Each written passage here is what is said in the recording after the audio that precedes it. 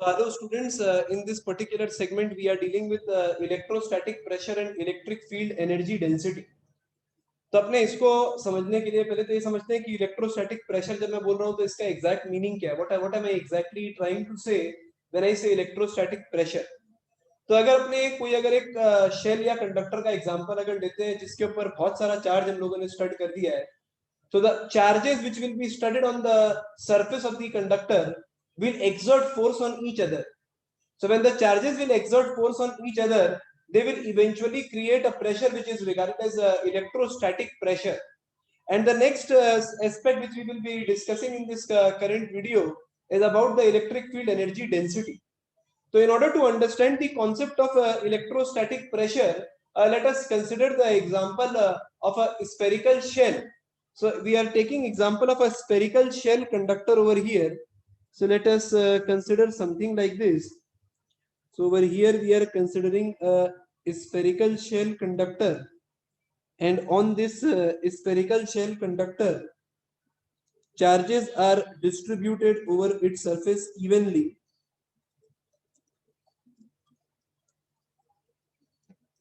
और अपने क्या करेंगे, अपने इसमें से एक छोटा पैच सेलेक्ट करके उसके बारे में डिस्कस करेंगे. तो before we start discussing about it, let us discuss about this particular shell. तो पहले तो इस शेल के बारे में अपने चर्चा कर लेते हैं. तो मैं ऐसा बोल रहा हूँ कि ये शेल के ऊपर चार्ज क्यू है, रेडियस आर है, and we consider sigma as charge density, that is charge per unit area on the surface of the shell.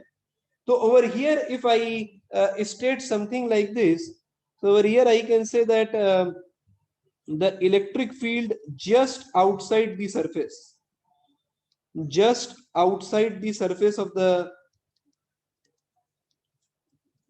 this particular shell, so we say that it is given by kq by r square.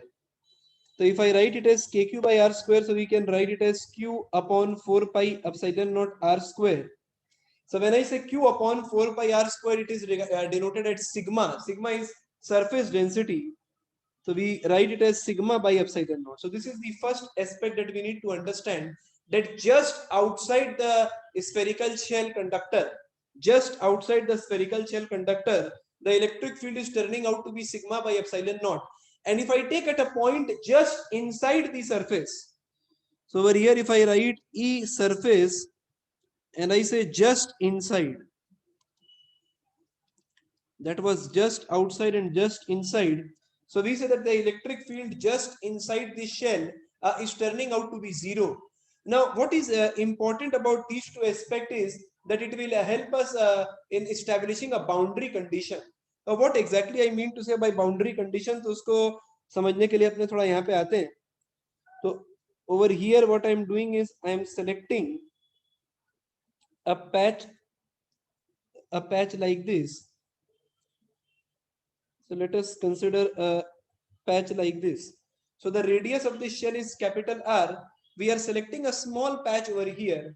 And if I select this small patch and remove it from the, and if I remove this patch from the shell, so over here, I specify two things, that ER is going to be electric field due to the remaining shell, electric field due to the remaining shell,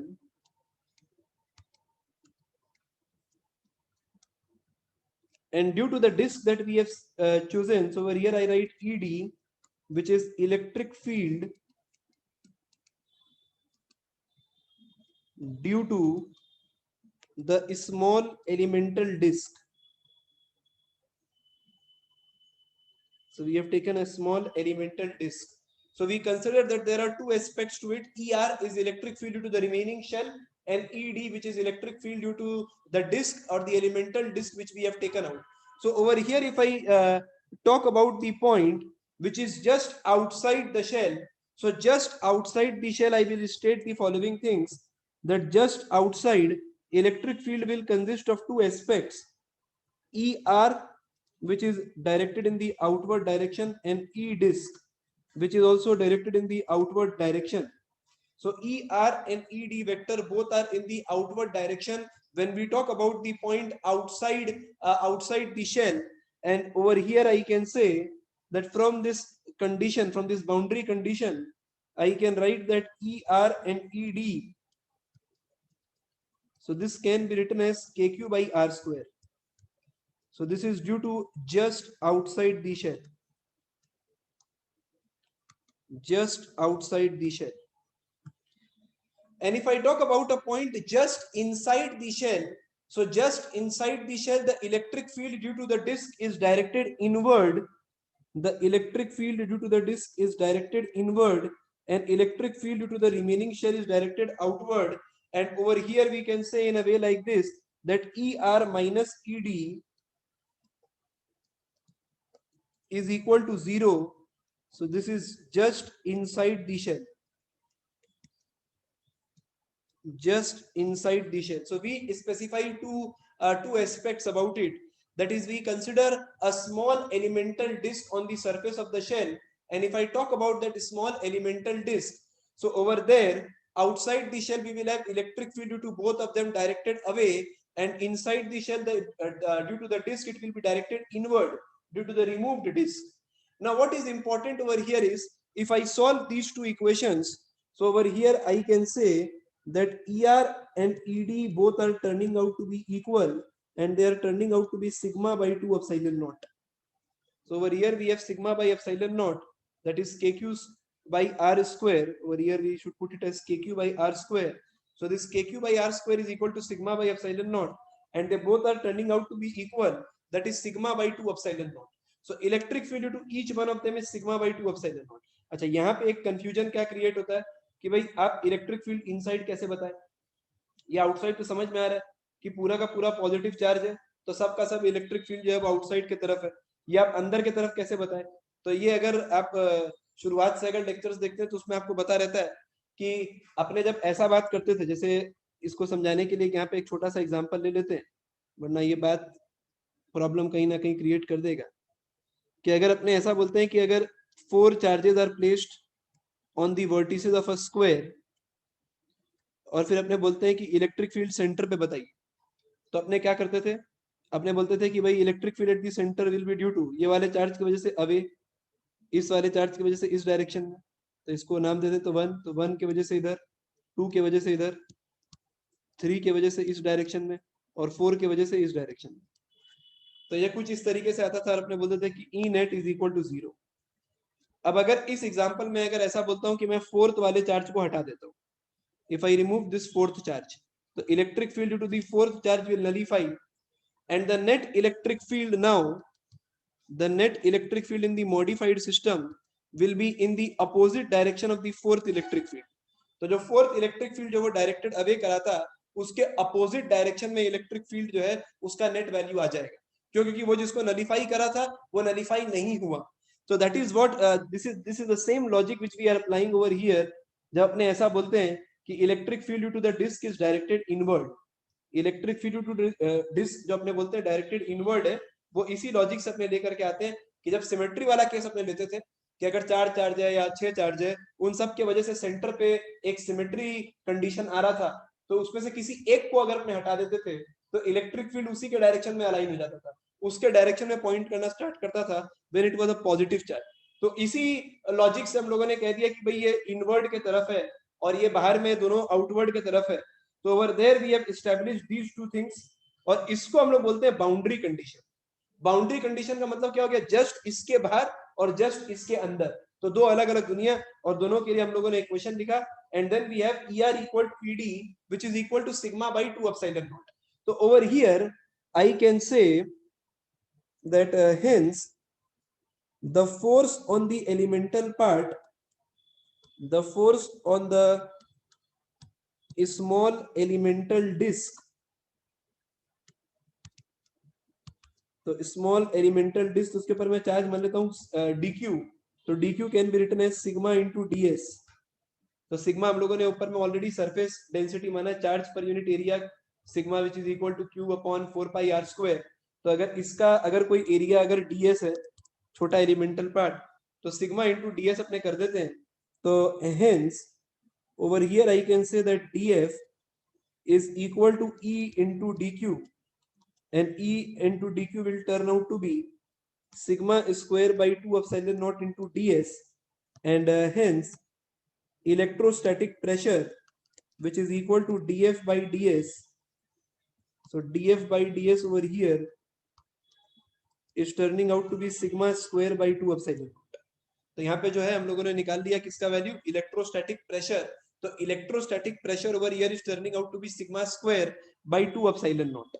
तो ये क्या हो गया, ये pressure जो है वो एक चार्ज दूसरे चार्ज के ऊपर एक्सर्ट कर रहा है, और सारा का सारा चार्ज जो शेल के ऊपर एक्यूमुलेटेड है वो सब एक दूसरे के ऊपर हल्का हल्का हल्का हल्का प्रेशर एक्सर्ट कर रहा है. इसको अब एक और अपने तरीके समझ के अपने क्या कर रहे हैं, we are going to calculate the energy density.